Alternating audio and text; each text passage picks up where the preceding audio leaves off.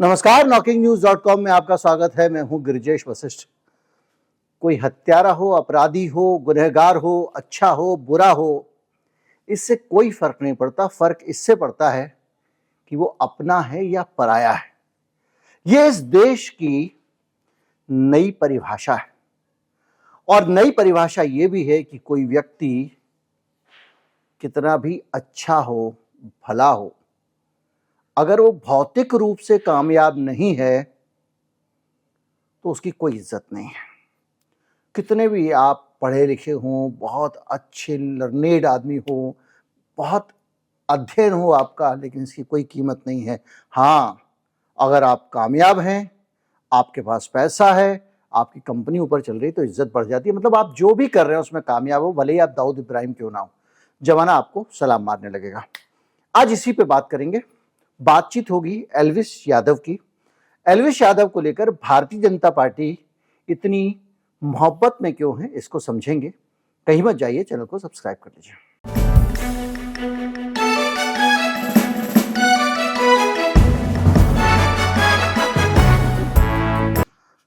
बातचीत शुरू करने से पहले एक परिचय एल्विश यादव का। एल्विश यादव कौन है? एल्विश यादव एक व्लॉगर हैं और यूट्यूबर हैं। व्लॉगर वो लोग होते हैं जो अपनी आत्मकथा, अपनी आत्म कहानी, हमारी रोजमर्रा की जिंदगी को वीडियो के जरिए आपके सामने पेश करते हैं। और एल्विश यादव जो है एक बड़े कामयाब यूट्यूबर हैं। उनके 14 मिलियन सब्सक्राइबर हैं। इसके साथ बहुत अमीर भी हैं और अमीर होने के साथ साथ बहुत पॉपुलर भी हैं। दरअसल यूट्यूब पे जो टीनेजर्स हैं, नए युवा जो लोग हैं, उनके सामने जब कुछ लोग अपनी कामयाबी फ्लॉन्ट करते हैं, अपनी कीमती चीज़ों का दिखावा करते हैं, तो वो उनसे प्रभावित होते हैं और नियमित रूप से उनके शोज देखते हैं। ये इंटरनेशनल पैटर्न है। जो लोग बताते हैं मेरे पास इतनी बड़ी गाड़ी है, इतना बड़ा बंगला है, ये है वो है, युवा उसको ज़्यादा देखते हैं और ख़ासतौर पे टीनेजर्स। एल्विश यादव एक देसी आदमी के तौर पे पेश आते हैं, माँ बाप से मिलवाते हैं, घर परिवार यही सब बातें करते हैं। देखो जी, वो नहीं होता हाय फ्रेंड चाय पी लो, ये उसी का एक एक्सटेंशन है। तो एल्विश यादव जो है, उनके पास में एक पोर्शे गाड़ी है, 1,41,00,000 रुपए की। पोर्शे 718 बॉक्स्टर उसका मॉडल है। इसके अलावा और भी उनके पास बहुत सारी गाड़ियां जिनको फ्लॉन्ट करते रहते हैं। दुबई में उन्होंने एक आलीशान घर खरीदा है, उस घर को भी फ्लॉन्ट करते रहते हैं और अपने ब्लॉग बना के उन्होंने अपने घर के बारे में जानकारी साझा की है। उनके ब्लॉग में माँ सुषमा यादव, पिताजी राम अवतार यादव वगैरह बहुत सारे इसमें पोर्ट्रेट होते हैं। तो आप दिखाए जाते हैं, तो आपको लगता होगा कि भैया लड़का जो है वो घर परिवार वाला है, संस्कारी बालक है। लेकिन उसमें जो बातें होती हैं एल्विश के, उसमें वो ऐसी होती हैं जो आप अपने बच्चों को ज़रूरी नहीं है कि सिखाना ही चाहें। ये तो एल्विश यादव का परिचय हुआ। 14 करोड़ का बंगला उनका दुबई का है, जहां तक मुझे जानकारी है। लेकिन एल्विश का जो एक नया कांड निकल के आया, वो कांड बड़ा खतरनाक है। नोएडा सेक्टर 51 की पुलिस ने 6 लोगों के खिलाफ FIR की और उसमें से 5 लोगों को गिरफ्तार कर लिया। छठा आदमी गिरफ्तार नहीं किया गया और वो था एल्विश यादव। नोएडा उत्तर प्रदेश में योगी जी की सरकार है। बुलडोजर चला देते हैं, टांग में गोली मारते हैं और कभी कभी सीने में भी मार देते हैं वहां के पुलिस वाले। उस नोएडा 51 में मामला दर्ज हुआ। एक बैंकेट हॉल में एक रेव पार्टी होने वाली थी। रेव पार्टी मतलब एक ऐसी पार्टी जिसमें लोग नशा पत्ता करते हैं, इकट्ठे हो जाते हैं और तरह तरह के ड्रग्स और दूसरे घटिया नशे वहां पर लोग किया करते हैं। तो ये एक रेव पार्टी होने वाली थी। उस रेव पार्टी में इस्तेमाल होने वाला था सांप का जहर। सांप के जहर से लोग नशा करने वाले थे। अब आपके दिमाग में ये खटकेगा और ये सबके दिमाग में आने वाला प्रश्न है कि भैया सांप का जहर तो आदमी को मार देता है, तो फिर उससे पार्टी कैसे होती है? तो आपके दिमाग में अगली बात ये आएगी, लो डोज ले लेते होंगे। लेकिन ऐसा नहीं होता है। होता यह है कि वो अलग तरह का सांप का जहर होता है। अलग तरह का कैसा? सांप का जहर दो तरह से सांप आदमी को मारता है। एक सांप आदमी को निश्चेत कर देता है, बेहोश कर देता है, आपकी सुध बुध गवा देता है, आपके दिमाग पर गहरा असर करता है और आपको गहरी नींद में डाल देता है। और अगर आप ज़्यादा गहरी नींद में चले जाएंगे तो आपके दिमाग में क्लॉटिंग हो सकती है और आपकी मौत हो सकती है। दूसरे कैटेगरी में 30% के आसपास सांप आते हैं। भारत में 6 या 7 ही प्रजातियां हैं, जिसमें कोबरा है और आप किंग कोबरा है, और उसके अलावा वाइपर है, रसेल है, इस तरह से हैं। तो जहरीली जो प्रजातियां मानी जाती हैं सांप की, वो ये करती हैं कि जैसे वो आपके ब्लड में उनका जहर आएगा वो पूरे ब्लड में क्लॉटिंग कर देती हैं, यानी पूरे शरीर में खून के बन जाते हैं थक्के, यानी आपका खून जम जाता है और वो फिर आदमी बच नहीं सकता। तो ये जो पहला वाला जहर है जिससे आपको गहरी नींद आती है लेकिन आप मरते नहीं हो अगर बहुत ज्यादा हैवी डोज ना हो जाए, उस जहर को ये लोग इस्तेमाल करते हैं। सांप को बेचारे को क्या पता, एक जानवर है, हमको डरा के रखा गया है, कुत्तों से डरा के रखा गया है, तो हम कुत्तों को लेके, आपने वीडियो देखा ही होगा किस तरह से मारने के लिए दौड़ते रहते हैं।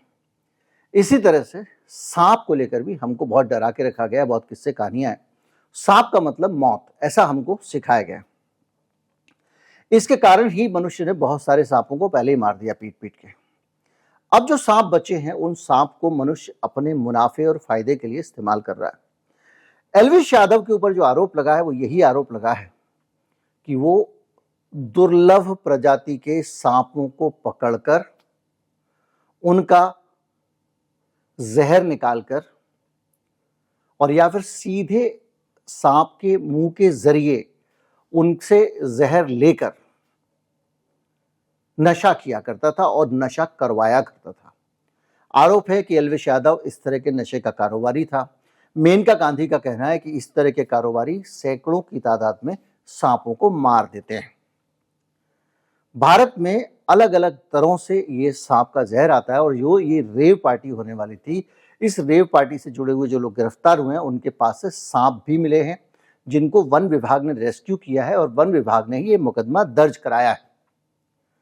और इतना ही नहीं है, इस रेव पार्टी में 20 ml के करीब लिक्विड फॉर्म में सांप का जहर मिला है और ये जहर इस पार्टी में इस्तेमाल होना था। अब आप सोचिए कि 5 लोग गिरफ्तार कर लिए गए, छठा आदमी एल्विश यादव गिरफ्तार नहीं हुआ। अभी कहानी और आगे बढ़ती है। इससे पहले भी नोएडा में तरह तरह की रेप पार्टियों पर रेड होती रही और लोग पकड़े जाते रहे हैं। 2018 में भी रेड हुई थी। अब आती है बात peoples for animal. Peoples for animal करके एक संस्था है, मेनका गांधी ने उसकी स्थापना की है और वो भारत भर में अलग अलग प्रकार के विभिन्न पशु पक्षियों प्राणियों की रक्षा के लिए काम करती है और उनके ऊपर होने वाले अत्याचार को रोकने की कोशिश करती है, चाहे वो सड़क पर रहने वाले कुत्ते हों, प्रतिबंधित जीव हों, कोई खाल का कारोबार करता हो, दांत का करता हो, नाखून का करता हो। और ये जो संस्था है, इसकी जो टीम है उसमें कुछ लोग हैं जो खास तौर पर बहुत ज्यादा सक्रिय हैं। गौरव गुप्ता में बहुत सक्रिय हैं। सैकड़ों कछुए जानवर, लंबे समय से वो ये काम कर रहे हैं, बल्कि पीएफए की पूरी टीम सक्रिय है। कहीं पे तस्करी करके कछुए ले जाए जा रहे हैं, कहीं पे तस्करी करके कोई जानवर ले जाए जा रहे हैं, कोई दवाई के लिए उनको ले जा रहा है, तो ये लोग उसको छुड़ाते हैं, उसको राहत दिलाते हैं। तो पीएफए ने एक जाल बिछाया, उस जाल में स्टिंग ऑपरेशन किया, वन विभाग की मदद ली और उसके बाद ये एफआईआर हुई है। अब यहां से बातचीत शुरू होती है कि छठा आदमी क्यों छूट गया, 5 आदमी क्यों गिरफ्तार हो गए। मेनका गांधी का कहना है कि एल्विश यादव ही इस पूरे गैंग का सरगना था। एल्विश यादव इस पे नाराज है। वो कह रहे हैं कि मेनका गांधी पे भाई साहब महारानी का मुकदमा करूंगा मैं। ये सरगना क्या बोल दिया मैं नहीं जानता क्या होता है, लेकिन मैं मुकदमा करूं, इस तरह से। तो एल्विश जो है उनके खिलाफ मामला है और इस पूरे घटनाक्रम के बीच में एक नई घटना होती है। राजस्थान में चुनावों को लेकर चेकिंग चल रही है। एल्विश यादव वहां से गुजरते हैं और राजस्थान की पुलिस उनको रोक लेती है और कहती है कि साहब ये आदमी जो है, जो आपके यहाँ से फरार चल रहा है, ये आदमी हमारे हाथ आ गया है, क्या करना है। तो अभी तक तो ये चल रहा था कि नोएडा की पुलिस तलाश कर रही है, पकड़ नहीं पा रही है, एल्विश यादव पता नहीं कहाँ चला गया है, भूमिगत हो गया। उधर से बयान आता था एल्विश यादव की तरफ से उनके पिताजी का कि वो कहीं फरार नहीं हुआ है, वो सामने आएगा, जरूर चिंता नहीं करो, वगैरह वगैरह। अब लग गया पुलिस के हाथ में। अभी तक पुलिस कह रही थी कि हमको मिल नहीं रहा, हम पकड़ना चाहते हो। जैसे ही हाथ में लगा राजस्थान पुलिस के, नोएडा पुलिस कैसे एल्विश यादव को सपोर्ट कर रही है, झट से सामने आ गया। नोएडा पुलिस का और उत्तर प्रदेश के वन विभाग का बयान आया कि भाई अभी जांच चल रही है और ये पता नहीं है कि एल्विश यादव इसमें शामिल है या नहीं, इसलिए उनको छोड़ दो। राजस्थान की पुलिस ने छोड़ दिया। अब हम ये समझते हैं कि वो कौन सी वजह रही होगी जिसके कारण एल्विश यादव को इतना सपोर्ट मिल रहा है। एल्विश यादव अभी हाल में जो बिग बॉस होता है ना, उसका बिग बॉस का एक ओटीटी संस्करण भी आता है। तो बिग बॉस ओटीटी संस्करण जो आया था उसके विजेता बन गए और उसके कारण वो बहुत हो गए पॉपुलर। एल्विश यादव जय श्री राम वगैरह इस तरह की बहुत सारी टैक्टिक्स का इस्तेमाल भी अपने चैनल को प्रमोट करने में करते रहे हैं और साथ में जैसे ही उनको ओटीटी का रिवॉर्ड मिला, बिग बॉस जीता उन्होंने, झट से हरियाणा के मुख्यमंत्री ने उनको बुला लिया। गुड़गांव में एक विराट अभिनंदन कार्यक्रम हुआ जिसको मीटअप बताया गया। मीटअप वो होता है जैसे मान लीजिए जो यूट्यूबर हैं वो अपने समर्थकों से मिलने के लिए कहीं पे कोई कार्यक्रम रख लेते हैं जहाँ पे लोग मिलने उनसे आ सकते हैं, एक आमने सामने की मुलाकात हो जाए, इस टाइप का। उस मीटअप से पहले तो इन्होंने घर पे मिलने के लिए बुलाया, खट्टर साहब ने, हरियाणा के मुख्यमंत्री हैं, और उसके बाद में वो उस मीटअप में भी पहुंच गए जो एल्विश यादव का मीटअप था और वहां पे कार्यक्रम में शामिल हुए, मंच पे खड़े हुए और उन्होंने ये कहा कि भाई मैं एल्विश यादव जो हैं उनका फैन हूं, हरियाणा के मुख्यमंत्री खट्टर साहब। अब इसके पीछे की बात यह है कि भैया इतना फैन क्यों है और एल्विश यादव भी इतना ज्यादा प्रो हिंदूवादी बनने की कोशिश क्यों कर रहे हैं और हिंदूवादी बनने की कोशिश क्यों कर रहे हैं, इसको समझना है तो आपको हरियाणा का एक गणित समझना पड़ेगा। हरियाणा में एक अहीर वाला इलाका है जिसको कुछ लोग यादव बेल्ट भी कहते हैं। इसमें मोटा मोटी 3 इलाके तो आते ही हैं, रेवाड़ी, गुड़गांव और महेंद्रगढ़। इन तीनों जगहों पे कुल मिला के 10 तो सीटें कम से कम हैं जहां पर यादव लोग फैसला करते हैं किस्मत का कैंडिडेट की, कौन सी पार्टी जीतेगी यादव तय करते हैं।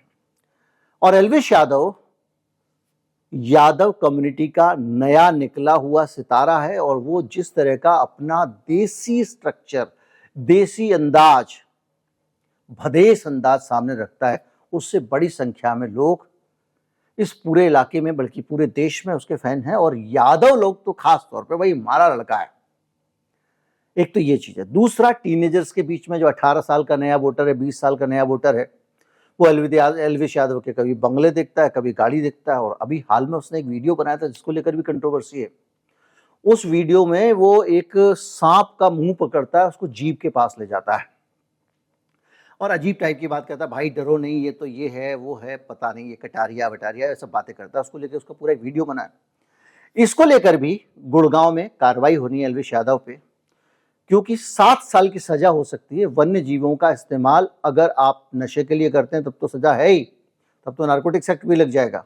लेकिन अगर आप उसका मुनाफे के लिए, व्यापार के लिए, फिल्मों में नहीं दिखा सकते ना आप जानवरों को, आप इसीलिए इस्तेमाल करते हैं तो 7 साल की सजा है। और ये भाई साहब उस गुनाह को खुद ही करते हुए वीडियो में दिख रहे हैं। लेकिन गुड़गांव में भी कुछ नहीं हुआ है।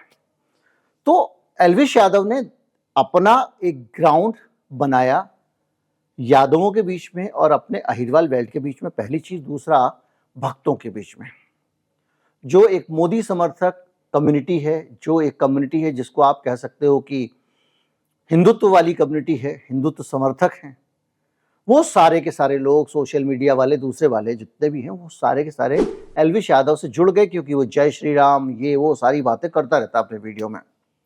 भैया ने जय श्री राम बोल देगा, तो उसके कारण जुड़ गए। तो क्या हुआ कि एल्विश यादव ने बीजेपी प्लस अहीर क्षेत्र जो है उसको मिला के इन 3 जिलों में 10 सीटें आती हैं विधानसभा की, और इसके अलावा बाकी सीटों में भी कहीं ना कहीं यादवों का बड़ा कंट्रीब्यूशन है। 90 सीटें कुल है हरियाणा में, 10 सीटें प्रभावित हो सकती हैं एल्विश यादव के कारण। तो इसीलिए एल्विश यादव को खट्टर साहब लिए घूम रहे थे, मैंने आपको बताया। तो हरियाणा में एक तो हिंदू फैक्टर एल्विश यादव का, क्योंकि एल्विश यादव पे अगर आप एक्शन लोगे तो फिर वो दूसरा मसला उठेगा। दूसरी तरफ हरियाणा की यादव बेल्ट, इस वजह से भारतीय जनता पार्टी उनको गले पे लगा के घूम रही है। और इसीलिए भारतीय जनता पार्टी की जहां भी सरकार होगी वहां एलविश यादव को छूने से डरेंगे। चिमटे से भी नहीं छूता हूं टाइप का अटल जी ने कहा था, लेकिन वो दूसरे संदर्भ में कहा था, लेकिन वो नहीं छुएंगे। दूसरी तरफ मेनका गांधी ने पूरी लाइफ अपनी जो है पूरा जीवन जानवरों के उत्थान के लिए, उनके शोषण के लिए से बचाने के लिए, उनके कल्याण के लिए दिया है। असंख्य जानवरों के प्राण बचाए हैं उन्होंने, असंख्य तस्करियां रोकी हैं, दूसरे काम रोके हैं। लेकिन भारतीय जनता पार्टी एलविश यादव जैसे आदमी जो पार्टी का मेंबर भी नहीं है, वो मेनका गांधी का अपमान करता है, पार्टी पर सवाल उठाता है और वो कहता है कि हमें पता है लोगों को कैसे टिकट मिलता है। मेनका गांधी के लिए बोल रहा है। और ये सब करने के बावजूद एक भी शब्द भारतीय जनता पार्टी की तरफ से किसी भी व्यक्ति ने एलविश यादव के खिलाफ नहीं बोला। मेनका गांधी जैसे सीनियर लीडर। अब मैं जो शुरू में कह रहा था, कौन आदमी महत्वपूर्ण है, ये इससे तय होता है कि वो कितना कामयाब है। एलविश यादव, मोदी जी सीटें जिता के ला सकते हैं तो वो पार्टी के भगवान हैं। एलविश यादव कुछ सीटें दिला सकता है, वो पार्टी के लिए अहम है। और जिसने पूरा जीवन समाज के लिए दिया हो, वो मेनका गांधी एलविश यादव के हाथों अपमानित हो रही है और पार्टी कहीं पे भी साथ नहीं खड़ी है। ये एक सत्य है और एक तथ्य है जो हमारे सामने है, जो आज की राजनीति की हकीकत है। लेकिन अब बड़ा सवाल इस बात का है कि क्या आने वाले समय में एलविश यादव की गिरफ्तारी हो जाएगी इस मामले में? मुझसे अगर आप पूछेंगे तो ऐसा नहीं होगा। और ऐसा इसलिए नहीं होगा क्योंकि आप जानते हैं कि उसके समीकरण क्या है। होगा यही, शुरुआती जांच हुई है, वन विभाग ने जांच की है, इसने जांच की है, उसमें कुछ मिला नहीं है, इसलिए हम उसको गिरफ्तार नहीं कर सकते। जैसे ही उसका नाम आया, एफआईआर तो कर ली थी नोएडा पुलिस ने। लंबे बड़े स्तर पर नेटवर्किंग शुरू हो गई, बड़े स्तर पर लोगों ने एडवोकेसी शुरू कर दी, बड़े स्तर पर लोगों ने इनको बचाने के लिए काम शुरू कर दिया होगा। हो सकता है खट्टर साहब ने भी जो है वो जोर लगाया। मैं उन सब जगहों पे जाना नहीं चाहता हूँ क्योंकि वो सीधे आरोप हो जाते हैं। मुझे पता है किस किस आदमी ने फोन किया, कहाँ कहाँ किया होगा, सारी जानकारियां तो रहती हैं। लेकिन जो भी है, ये पूरा प्रकरण ऐसा है जो हमारे को एक सच बताता है, हमारे समाज का सच। और वो सच ये है कि आप अगर सोचते हो आपका सद्गुणी होना, अच्छा होना, कुछ भी होना इंपॉर्टेंट तो नहीं है। जिसने एलविश यादव के एल्बम देखे और या उनके वीडियो देखे हैं, वो अच्छी तरह से जानते हैं कि संस्कारी पार्टी होने की बात करने वाली भारतीय जनता पार्टी के इस समर्थक के वीडियो कितने संस्कारी होते हैं। और उससे भी बड़ी बात, आप भोले बाबा शंकर जी की बात करते हो, सांप की बात करते हो, नाग देवता की बात करते हो, उसे नशे के लिए इस्तेमाल किया जा रहा है। जिन नाग देवता की आप पूजा करते हैं उनकी हत्याएं की जा रही हैं, दुर्लभ प्रजातियों के सांप हत्या की जा रहे हैं। भारत में विदेशों से भी आता है, नेपाल और बांग्लादेश के रास्ते, मलेशिया से भी आता है। तो ये एक कड़वी हकीकत है जो ये बताती है कि कोई कहे धर्म ना, धर्म की राजनीति, कोई कहे हिंदू ना, हिंदुत्व, कोई कहे कि हम हिंदुओं को जगा रहे हैं ना। आप हिंदू को जो अपने धार्मिक इंक्लाइनेशन के कारण, धार्मिक प्राथमिकताओं के कारण भक्ति में लीन होना चाहता है, उसको आप भड़काए रखना चाहते हैं, डराए रखना चाहते हैं। लेकिन इस सब के बीच में एलविश यादव जैसे लोग जो उग्र वीडियो बनाते हैं, उग्र बातें करते हैं, कई चीज़ें उनकी ऐसी होती हैं जो बहुत फूहड़ होती हैं, कई चीज़ें ऐसी होती हैं जो सभ्यता के दायरे में कुछ लोग ना माने की होंगी, लेकिन वो हीरो हैं आज के, भारतीय जनता पार्टी के हीरो हैं। और यही आज की भारतीय जनता पार्टी है, यही आज का देश है। उम्मीद करता हूँ वीडियो आपको अच्छा लगा होगा। अच्छा लगा हो तो ज़्यादा से ज़्यादा लोगों तक पहुँचाएं, चैनल को सब्सक्राइब कर लें। नमस्कार, जय हिंद।